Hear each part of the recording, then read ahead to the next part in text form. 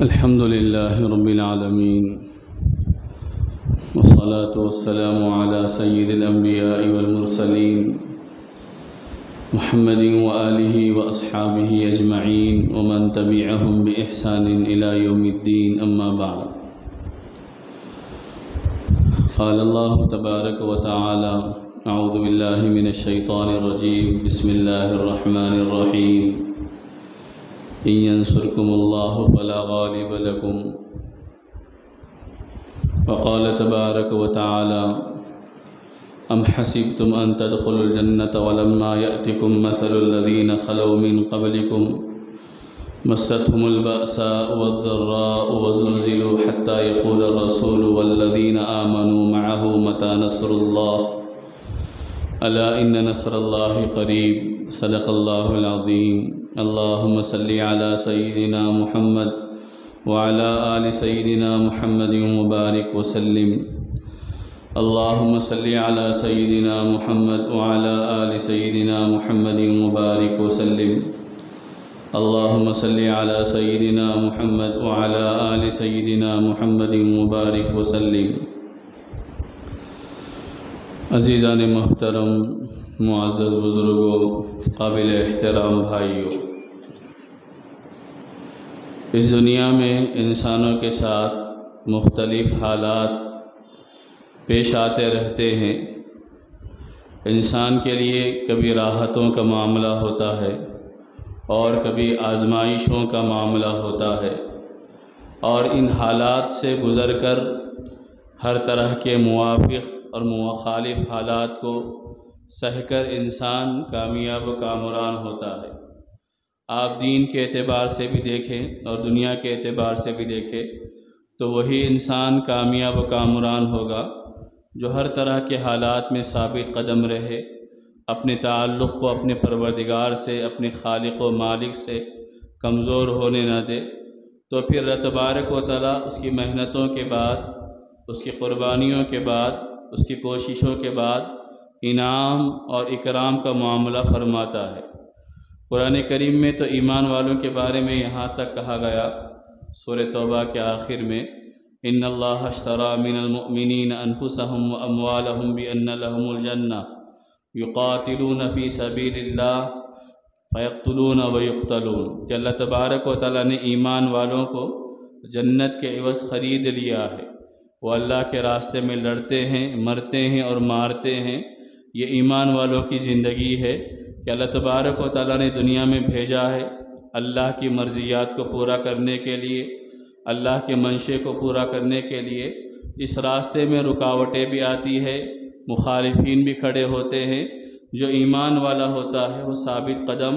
اور مضبوط جمع ہوا اور ڈٹا ہوا ہوتا ہے. دنیا میں جو اس وقت حالات چل رہے، ہر انسان ایمان والا خاص کر جس کے دل میں ایمان ہے اور ایمان والوں کی محبت ہے اور جن کے سینوں میں انسانیت ہے، ہمدردی ہے، وہ ان حالات کو دیکھ کر تڑپ رہے ہیں، بے چین و بے قرار ہے کہ ظالم اسرائیل گزشتہ تقریباً 10-15 دن کا عرصہ گزر گیا ہے، نہتے اور بے قصور مسلمانوں پر تشدد اور ظلم کا معاملہ کیا ہوا ہے. ان کی آبادیوں کو ویران کرنے پر لگا ہوا ہے، ان کے بچوں کو شہید کر رہا ہے. مسلمانوں کی ایک بڑی تعداد اب تک شہید ہو گئی ہے، اور ان کا جرم اور قصور یہ ہے کہ وہ مسلمان ہیں اور سرزمین فلسطین کے رہنے والے مسلمان ہیں، کہ جن مسلمانوں کے سینے میں مسجد اقصیٰ کی محبت کو اللہ تبارک و تعالیٰ نے رکھا ہے. اس مسجد کی بازیابی کے لیے، اس مسجد کو پھر سے دشمنوں کے ہاتھوں سے چھڑانے کے لیے وہ ایک عرصہ دراز سے اپنی جانوں کا نذرانہ پیش کر رہے ہیں. یہ آج کا نیا مسئلہ نہیں ہے جو اسرائیل فلسطین پر اور وہاں کے رہنے والے مسلمانوں پر کر رہا ہے. ایک لمبے عرصے سے وہاں کے مسلمان ایک عجیب و غریب کشمکش کی حالت میں اور زندگی اور موت کی حالت میں جی رہے ہیں، اور یہ صرف اس بنیاد پر کہ وہ اپنی سرزمین کے تحفظ کے لیے اور اپنی جگہ پر رہنے کے لیے اور مسلمانوں کے قبلہ اول کی حفاظت کے لیے ڈٹے ہوئے ہیں، جمے ہوئے ہیں. جس دن وہ یہ اعلان کر دیں کہ ہمیں مسجد اقصیٰ سے کوئی تعلق نہیں ہے تو پھر ان پر کسی قسم کا ظلم و تشدد نہیں ہوگا، کسی قسم کی قتل و غارت گیری نہیں ہوگی، کسی قسم کی بمباری ان کے اوپر نہیں ہوگی، وہ ایمان والے ہیں جو جمے ہوئے ہیں، ڈٹے ہوئے ہیں۔ تو ان حالات میں دنیا کے کونے کونے میں رہنے والے مسلمان نہیں بلکہ انسانی ہمدردی رکھنے والے لوگ بھی بے چین و بے قرار ہے کہ یہ زیادتی ہے، شیطانیت ہے، حیوانیت ہے، بربریت ہے، بے قصوروں پہ ظلم و تشدد ہے، معصوم بچوں کو مارنا، ان کو شہید کرنا، ان کے دواخانوں پہ بم گرا کر زخمیوں کو ختم کر دینا، یہ انسانیت نہیں ہے، یہ تو شیطانیت ہو سکتی ہے۔ تو ان حالات میں ایک مسلمان کس زاویے سے سوچے اور کس نظریے سے دیکھنے والا بنے۔ آپ قرآن پڑھیں گے، اللہ کے نبی صلی اللہ علیہ وسلم کے ارشادات پڑھیں گے تو ہمیں ہر قدم پر اس بات کا اطمینان اور تسلی ملتی ہے کہ تمہیں حالات سے گھبرانا نہیں ہے۔ یہ حالات آتے ہیں، وَتِلْكَ الْأَيَّامُ نُدَاوِلُهَا بَيْنَ النَّاسِ، اللہ تبارک و تعالیٰ لوگوں کے درمیان حالات کو عدلتا بدلتا رہتا ہے، الٹ پھیر کرتے رہتا ہے۔ کبھی آج ان کے پاس اختیار ہے، اقتدار ہے، وہ اپنے اختیار و اقتدار کا ناجائز استعمال کر کے کمزوروں پہ ظلم و تشدد کی ایک انتہائی المناک درد انگیز تاریخ بنا رہے ہیں۔ اللہ حالات کو بدلے گا، اللہ ایمان والوں کو بے یار و مددگار نہیں چھوڑتا۔ قرآن بار بار اس بات کی ہم لوگوں کو تعلیم دے رہا ہے کہ اللہ تبارک و تعالیٰ ایمان والوں کو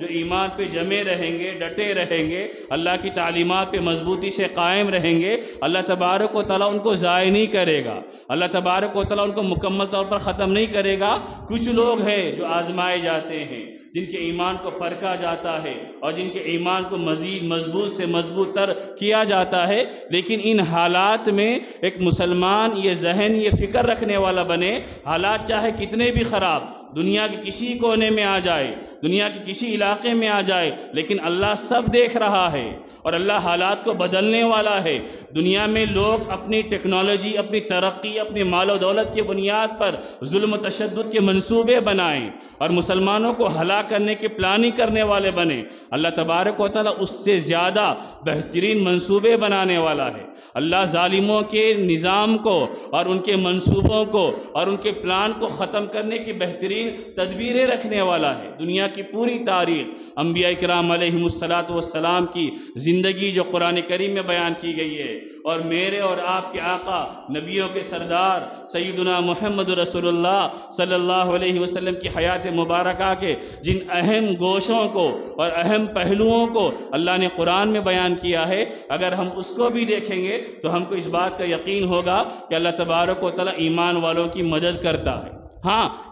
اور قرآن کریم میں اللہ نے سورہ بقرہ میں دوسرے پارے میں فرمایا، ام حسبتم ان تدخلوا الجنة ولما يأتكم مثل الذين خلوا من قبلكم مستهم البأساء والضراء وزلزلوا حتى يقول الرسول والذين آمنوا معه متى نصر الله الا ان نصر اللہ قریب۔ کیا تم یہ سمجھتے ہو کہ تم ایمان لا لیے ہو اور جنت میں ایسے ہی داخل کر دیے جاؤ گے؟ تمہارا امتحان نہیں ہوگا جیسے کہ تم سے پہلے لوگوں کا امتحان ہوا تھا، ان پر سخت تکلیفیں آئی، ان پر مشقتیں آئی، وہ ہلاک کر رکھ دیے گئے، اتنے مشقتوں میں مبتلا ہو گئے کہ ایمان والوں نے نبیوں کے ساتھ یہ کہا متى نصر اللہ، اللہ کی مدد کب آئے گی؟ جب انہوں نے اپنی ساری ذمہ داری ادا کی، نبی کا پورا ساتھ دیا اور نبی کے ساتھ ایمان پر مضبوطی کے ساتھ جمے رہے، ڈٹے رہے، تب جا کر اللہ نے فرمایا الا ان نصر اللہ قریب، سن لو کہ ہماری مدد اب قریب آ چکی ہے۔ یعنی تم کو پہلے کام کرنا پڑے گا، تم کو محنت کرنا پڑے گا،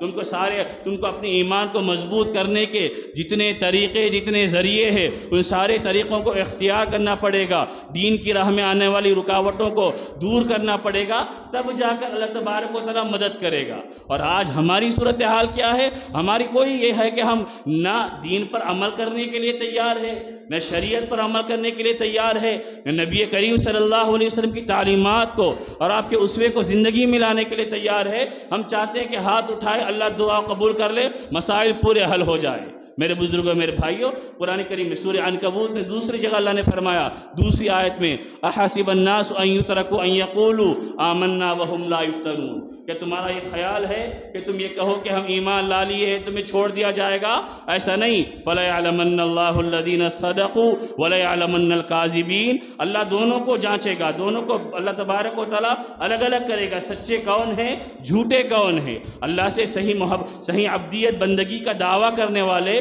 اور نبی سے صحیح غلامی کا اقرار کرنے والے کون ہیں، اور ظاہر میں چند باتوں کو رٹ کر نبی سے محبت نہیں کر کے ان کے دین سے بھاگنے والے کون ہیں۔ اللہ ان دونوں کو جانچے گا، اس کے بعد اللہ تبارک و تعالیٰ تم کو جنت کا مستحق بنائے گا اور وہ عظیم الشان نعمتوں والی جنت عطا فرمائے گا۔ تو سب سے بنیادی چیز دنیا کے حالات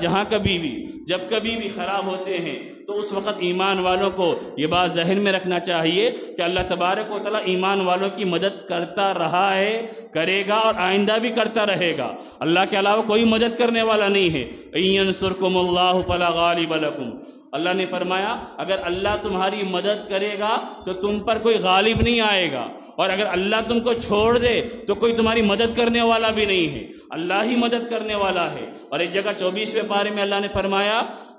کہ اللہ تبارک و تعالیٰ نے اس بات کا، اللہ تبارک و تعالیٰ نبیوں کو اور نبیوں کے ساتھ جو ایمان لائے ہیں ان لوگوں کی دنیا میں بھی مدد کرتا ہے اور آخرت میں بھی مدد کرے گا۔ اِنَّا لَنَنْصُرُ رُسُلَنَا وَالَّذِينَ آمَنُوا فِي الْحَيَاةِ الدُّنْيَا وَيَوْمَ يَقُومُ الْأَشْهَادُ۔ قرآن کریم میں بے شمار آیتیں ہیں، جن ساری آیتوں میں بار بار اس بات کو بتایا گیا کہ اللہ ایمان والوں کی ہر مشکل حالات میں، ہر مشکل موقع پر مدد کرتا ہے۔ آپ اللہ کے نبی کی سیرت کے بے شمار واقعات ہیں، غزوہ بدر کا واقعہ آپ کے سامنے ہے، غزوہ احد کا واقعہ آپ کے سامنے ہے، کیسے اللہ تبارک و تعالیٰ نے مدد کی ہے۔ ایک غزوہ خندق کا واقعہ بھی ذہن میں رکھے، غزوہ احزاب جس کو قرآن کریم میں کہا گیا سورۃ الاحزاب، 21ویں پارے میں اللہ تبارک و تعالیٰ نے پوری سورت اسی نام سے نازل فرمائی۔ احزاب کے معنی آتے ہیں کئی جماعتیں مل جائے، کئی جماعتوں کے جماعتیں مل جائے، اس کو احزاب کہتے ہیں۔ مدینہ منورہ میں نبی کریم صلی اللہ علیہ وسلم آئے ہجرت کر کے،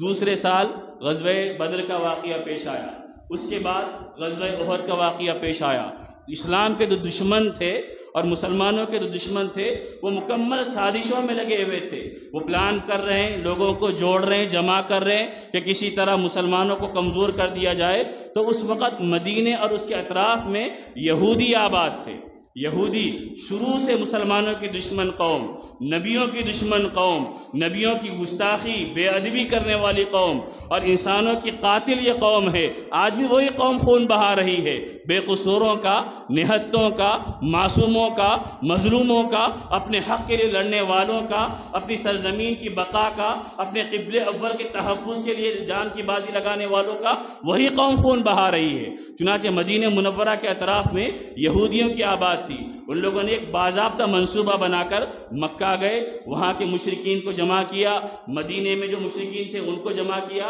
اور سب نے مل کر یہ عہد کیا کہ ہم سب مل کر مدینے پہ حملہ کریں گے، اور حملہ کر کے نعوذ باللہ محمد رسول اللہ اور ان کی پورے ماننے والوں کو ختم کر دیں گے، تاکہ روز روز کا قصہ ختم ہو جائے۔ اللہ کے نبی صلی اللہ علیہ وسلم غزوہ بدر میں کتنے کافروں سے، کتنے دشمنوں سے مقابلہ ہوا؟ 313 مسلمان تھے، 1000 کی تعداد کا دشمنوں کی تھی، اور اس کے بعد غزوہ احد میں 3000 دشمنوں کی تعداد تھی، اور یہ غزوہ خندق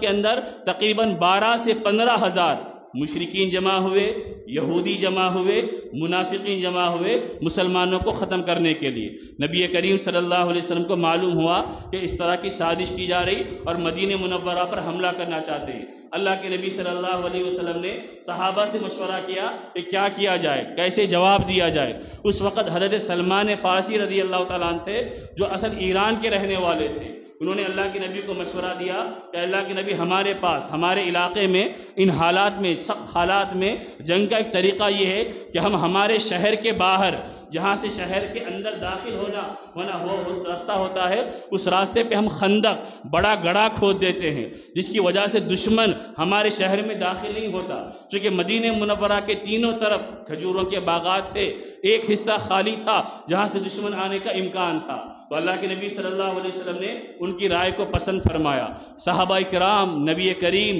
سرور دو عالم صلی اللہ علیہ وسلم سارے لگ گئے۔ اللہ کے نبی نے سب کو زمین کا تھوڑا تھوڑا حصہ بانٹا، کہ 2 صحابی اتنی جگہ کھو دے، 2 صحابی اتنی جگہ کھو دے۔ 6 دن میں تقریباً 5.5 کلومیٹر لمبائی والی خندق صحابہ کرام نے کھو دی۔ اور کیسی عجیب و غریب صورتحال، انتہائی سخت ترین سردی کا موسم، اور کھانے کے جو اسباب، کھانے کی جو چیزیں تھیں وہ بھی صحابہ کرام کی ختم ہو گئی۔ اور اسی غزوے کے موقع پر ایک صحابی اللہ کے نبی کے پاس آئے اور اپنے پیٹ سے کپڑا اٹھا کر بتایا کہ اللہ کے نبی، بھوک کی وجہ سے کھڑے ہونے کی ہمت نہیں ہے تو میں نے پیٹ پر پتھر باندھ لیا ہے تاکہ میں کھڑے ہو سکوں۔ سرور کائنات سیدنا محمد رسول اللہ صلی اللہ علیہ وسلم نے اپنے جسم مبارک کو اٹھا کر بتایا کہ آپ کے جسم مبارک پر 2 پتھر بندھے ہوئے تھے، جو اگر چاہتے تو اللہ تبارک و تعالیٰ اس میدان خندق میں آسمان سے دسترخوان اتار سکتا تھا، لیکن اللہ کے نبی نے مجاہدے کیے، قربانیاں دی۔ پریکٹیکل میدان میں، عملی میدان میں جد و جہد جیسے کرنا چاہیے،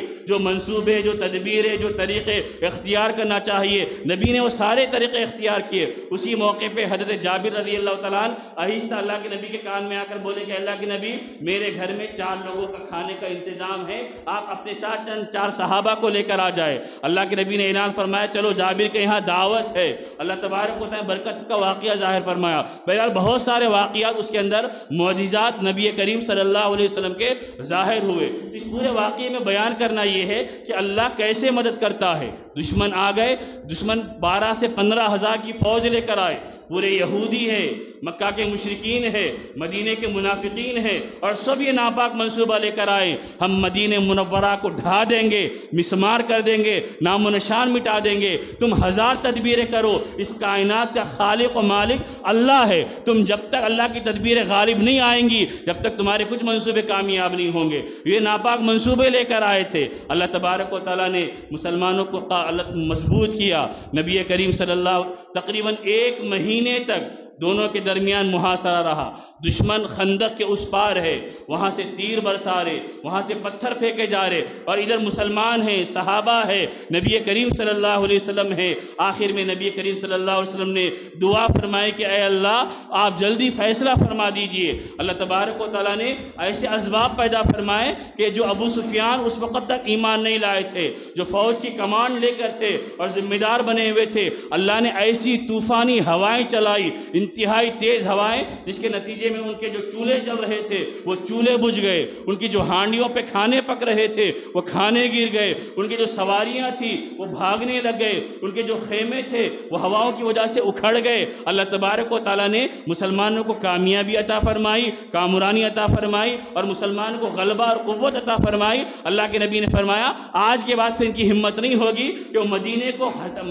ختم کرنے اور مدینے کو مٹانے کے منصوبے بنائیں۔ تو اللہ تبارک و تعالیٰ نے ہر دور میں ایمان والوں کی مدد کی ہے، ہر دور میں اللہ تبارک و تعالیٰ نے ایمان والوں کے قدموں کو جمایا ہے، لیکن اللہ نے یہ شرط رکھی ہے کہ تم پہلے اپنے ایمان کو مضبوط کرو، اپنے یقین کو مضبوط کرو، اپنے تعلق کو مضبوط کرو۔ اللہ تبارک و تعالیٰ تمہاری مدد کرے گا، تم ویسا ایمان بنانے کی کوششیں کرو جیسا ایمان صحابہ کا تھا۔ جب ان کو یہ کہا گیا کہ دشمن تمہارے پر حملہ کرنے کے لیے آ رہا ہے تو ان لوگوں نے کہا تھا حسبنا اللہ و نعم الوکیل۔ غزوہ احد کے موقع پر دوسری مرتبہ جب یہ افواہ پھیلی تھی کہ ابو سفیان دوسری مرتبہ حملہ کرنے کے لیے آ رہے ہیں تو صحابہ کرام ڈرے نہیں، ان کو کہا گیا تھا ڈرو تم لوگ ان لوگوں سے، دشمنوں سے، ایک بڑی فوج لے کر تمہارے پر حملہ کرنے کے لیے آ رہے۔ تو صحابہ نے فرمایا ہمیں ڈرنے کی ضرورت نہیں ہے، اللہ ہمارا مددگار ہے، اللہ ہمارا معاون ہے، اللہ تبارک و تعالی حالات ہمارے بہتر کرے گا۔ تو میرے بزرگوں، میرے بھائیوں، دنیا میں مسلمانوں کو ستایا جا رہا، دنیا میں مسلمانوں کو پریشان کیا جا رہا، دنیا میں مسلمانوں کو اذیتیں دی جا رہی ہے، لیکن اللہ مسلمانوں کی مدد کرے گا۔ وہ مسلمان جن کے اندر جتنی صلاحیت ہے وہ اپنی صلاحیتوں کو لگا رہے، ان کے گھر تباہ ہو رہے، ان کے بچے شہید ہو رہے، ان کی عورتیں زندگی سے ہاتھ دھو رہی، ان کے نوجوان جا رہے، لیکن دنیا کے دوسرے کونے کے مسلمان کیا کر رہے؟ ان کا ایمان کتنا مضبوط ہے، ان کا یقین کتنا مضبوط ہے۔ آج ہماری صورتحال یہ ہے، ہم واٹس ایپ اور فیس بک پر دیکھ کر افسوس کرتے کہ مسلمانوں وہاں پر بمباری ہو رہی ہے اور مسلمانوں کے گھروں کو ڈھایا جا رہا، ہاسپٹل پہ بم گرایا جا رہا، چھوٹے چھوٹے بچے شہید ہو رہے، لیکن کتنے مسلمان نوجوان ہے جو ان حالات کی وجہ سے جنہوں نے یہ عہد کیا کہ اللہ اب ہم نماز پڑھنے والے بنیں گے، مدد کس سے طلب کرے؟ قرآن کریم میں بیان کیا گیا وَاسْتَعِینُوا بِالصَّبْرِ وَالصَّلَاةِ، اے ایمان والو تمہیں اللہ سے مدد طلب کرنا ہے، دو طریقے ہیں، صبر کرنے والے بنو اور نماز کا اہتمام کرنے والے بنو۔ تم اللہ سے تعلق کو جوڑو، اللہ کے سامنے گڑ گڑاؤ، حالات کی بہتری کے لیے، دنیا کے امن و امان کے لیے، انسانوں کی جانوں کی سلامتی کے لیے تم اللہ کے سامنے رونے والے بنو، اللہ کے سامنے آنسو بہانے والے بنو، اللہ کے سامنے بھکاری بن کر ہاتھ پھیلانے والے بنو۔ لیکن ان حالات کے باوجود بھی ہم مسلمانوں میں کوئی تبدیلی نہیں آئی۔ آپ خود جائزہ لیجئے، کتنے نوجوان ہیں، ورلڈ کپ کا ماحول چل رہا، کتنے مسلمان نوجوان ہیں جو فارورڈ کرتے ہیں غزہ کے ویڈیو کو، جو افسوس کرتے ہیں مسلمانوں پہ ہونے والی بمباری کو، لیکن وہ لگے ہوئے ہیں صبح سے شام تک میچ دیکھنے میں لگے ہوئے ہیں، کرکٹ دیکھنے میں لگے ہوئے ہیں۔ ان کے سینوں میں غیرت نہیں ہے، ان کے اندر ایمانی حمیت نہیں ہے، یہ اللہ سے اپنے تعلق کو جوڑنا نہیں چاہتے، بس یہ چاہتے کہ ہم لوگوں کو فارورڈ کر کے بتائیں گے۔ اگر واقعی مسلمان ہوتے تو تم پیچھے ڈال دیتے ان میچوں کو اور تم اللہ سے مانگنے والے بنتے، دعائیں کرنے والے بنتے، تمہاری مسجدیں آباد ہو جاتی۔ دنیا کے غیر مسلم دیکھ کر یہ کہتے اقصیٰ میں حملہ ہو رہا اور یہاں کی مسجدیں اتنی آباد ہے کہ تل ڈھکنے جگہ نہیں ہے، اندر جانے جگہ نہیں ہے، مسلمان مسجدوں کو بھاگ رہے، دعائیں کر رہے، مانگ رہے، کچھ تبدیلی نہیں ہے، کچھ تبدیلی ہمارے پاس نظر نہیں آ رہی۔ وہی ہماری روٹین ہے، وہی ہماری بے نمازی والی زندگی ہے، وہی شریعت سے دور رہنے والا مزاج ہے۔ میرے بھائیوں کیسے ہمارے سینے ہو گئے ہیں، کیسے ہمارے اندرون میں دل ہے کہ ہمارا دل پتھر ہو گیا ہے کہ حالہ آنکھوں سے دیکھ رہے، آنسو نہیں نکال رہے، زبان سے محبت کے جھوٹے جملے نکال رہے، لیکن اللہ سے دعا کر کے حالات کی امن برقراری کے لیے کوئی ہماری پیش رفت نہیں ہے، کوئی ہماری جد و جہد نہیں ہے۔ پوری مسجدوں کا جائزہ لے کر دیکھیے کہ تقریباً 10 دن سے حالات ہے، آپ روزانہ دیکھ رہے، ان 10 دنوں کے بعد کتنی مسجد کی نمازیوں کی تعداد میں اضافہ ہوا، کتنے مسلمان نوجوان نماز پڑھنے کا عہد کیے، کتنے لوگوں نے اپنے منہ کے مزے کا بائیکاٹ کرنے کا عہد کیا کہ جو پروڈکٹ اسرائیل کا ہوگا، جو پروڈکٹ اسلام دشمن طاقتوں کا ہوگا، جو پروڈکٹ ان لوگوں کا ہوگا کہ جو ہمارے مسلمانوں کو دنیا میں کہیں مارتے ہیں، ظلم کرتے ہیں، ہم ان کا بائیکاٹ کریں گے، ہم نہیں کھائیں گے، نہیں پیئیں گے، ہم اگر نہیں کھائیں گے تو نہیں مر جائیں گے۔ اللہ نے کھانے کی حلال چیزیں بے شمار رکھی ہے، اگر ہم کولڈ ڈرنکس نہیں پیئیں گے تو ہمارا پیٹ نہیں پھٹ جائے گا، اللہ اس سے بہترین تدبیریں ہمارے لیے رکھا ہے، ہم ساری چیزوں کا بائیکاٹ کر کے بتائیں گے۔ ہم مسلمان جسد واحد ہے، جسم واحد ہے، ہم ایک دیوار ہے، ہم ایک جسم کی طرح ہے، دنیا میں کہیں آفت آئے، دنیا میں کہیں مصیبت آئے، دنیا میں کہیں تکلیف آئے، ہم مسلمان نہیں، پوری انسانیت پر ظلم ہوگا، ہم اس کے خلاف بھی آواز اٹھائیں گے۔ ہم مسلمان تو وہ مسلمان ہے جو اپنے مسلمان کو نہیں دیکھتے، انسانیت کو دیکھتے ہیں۔ ہمارے نبی تو وہ نبی ہے کہ جنہوں نے معمولی جانوروں پہ ظلم کرنے سے لوگوں کو منع کیا۔ تو یہ ہمارا طریقہ ہونا چاہیے، یہ ہمارا کردار ہونا چاہیے۔ میرے بھائیوں، میرے بزرگوں، بیدار ہونے کی ضرورت ہے۔ نمازوں سے وَاسْتَعِینُوا بِالصَّبْرِ وَالصَّلَاةِ، جہاں جہاں قرآن کریم میں مدد طلب کرنے کا حکم دیا گیا ہے وہاں یہی کہا گیا کہ تم نماز کے ذریعے مدد طلب کرنے والے بنو۔ اگر اتنے تکلیف دے اور اتنے غمناک اور اتنے دلوں کو جھنجھوڑ دینے والے حالات کے باوجود بھی اگر ہمارا نوجوان اپنے گانوں کی زندگی کو نہیں چھوڑے گا، اپنی بے حیائی کی زندگی کو نہیں چھوڑے گا، اپنی بے نمازی کی زندگی کو نہیں ترک کرے گا، تو کس منہ سے ہم مسلمان کہتے ہیں اپنے آپ کو، اور کس بنیادوں پر ہم یہ کہتے ہیں کہ وہاں یہ حالات آ رہے ہیں؟ وہ قبلہ اول کی حفاظت کے لیے اپنے جان و تن کی بازی لگا رہے، اور اللہ تبارک و تعالیٰ نے سلامتی کے، عافیت کے ماحول کے دن رکھے ہیں، یہاں ہم نمازوں کو آباد کرنے، مسجدوں کو آباد کرنے کے لیے اور نمازوں کا اہتمام کرنے کی فکر نہیں کر رہے۔ تو میرے بزرگوں، میرے بھائیوں، صرف مگرمت کے آنسو بہا لینے سے یا جھوٹی باتیں کر لینے سے کام نہیں چلے گا۔ اگر آپ کے اندر انسانیت کی ہمدردی ہے اور غزہ اور اقصیٰ کے مسلمانوں کے اندر کے بارے میں ہمدردی ہے تو آپ آج سے یہ پیش رفت کیجئے، یہ عہد عزم کیجئے کہ میں اپنے تعلق کو اللہ سے جوڑوں گا، میں نمازی بنوں گا، میں مسلمان بن کر جیوں گا، میں نبی کی تعلیمات پر عمل کروں گا، میں نبی کی سنتوں کے مطابق جی کر مروں گا۔ یہ دنیا تھوڑے دن کی دنیا ہے، میں ہمیشہ رہنے کے لیے نہیں آیا، چند سال کے بعد میں مر جاؤں گا، قبر کے گڑھے میں رکھ دیا جاؤں گا، محشر کے میدان میں نبی کے سامنے کھڑا کیا جاؤں گا۔ اگر وہاں مجھ سے نبی پوچھے کہ دنیا کے حالات خراب تھے اور تو کھانے میں لگا ہوا تھا، موج مستی میں لگا ہوا تھا، تجھے کرکٹ دیکھنے میں فرصت نہیں ملتی کہ نمازوں کو جاتا، تجھے اپنے میچوں کے نظام اور ٹیٹ ریبو کی وجہ سے اللہ کے سامنے کھڑے ہونے کا موقع نہیں ملتا، میرے بزرگوں کیا جواب دینے والے بنیں گے؟ اس لیے بیدار ہونے کی ضرورت ہے۔ دعا فرمائیں کہ اللہ تبارک و تعالیٰ سارے عالم کے انسانوں پر امن کے، خیر کے، رحمت کے فیصلے فرمائیں۔ وآخر دعوانا ان الحمد للہ رب العالمین۔